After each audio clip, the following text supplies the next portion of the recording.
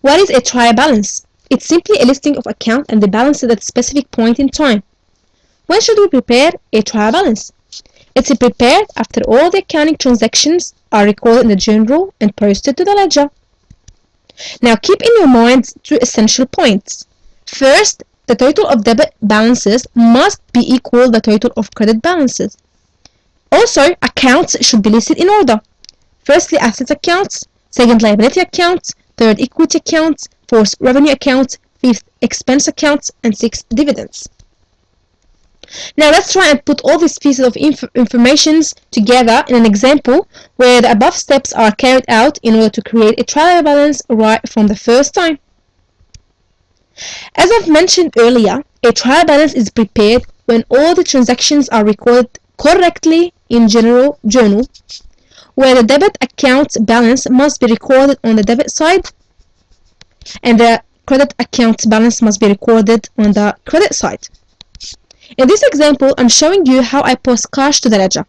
So here, we have two debit cash balances of 15,000 and 1,500 and two credit cash balances of 2,000 and 1,500.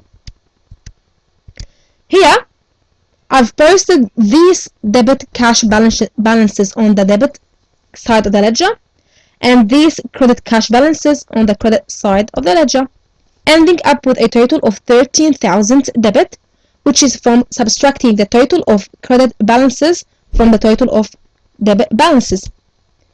Finally, we end up getting a trial balance that looks like this one, where the accounts are recorded in order that I've mentioned above, and the total balance of each account is recorded on the right side, either on the debit or credit, depending on each account.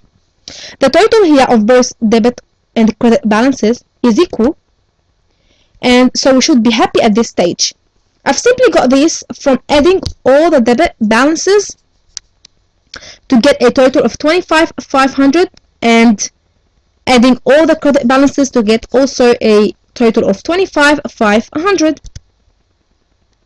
Trial balance serves several functions. It proves that the total debit balances equal to the total credit balances. It put in one place all accounts and their respective balance.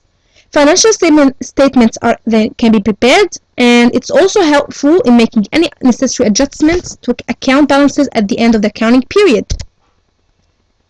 Thank you for watching.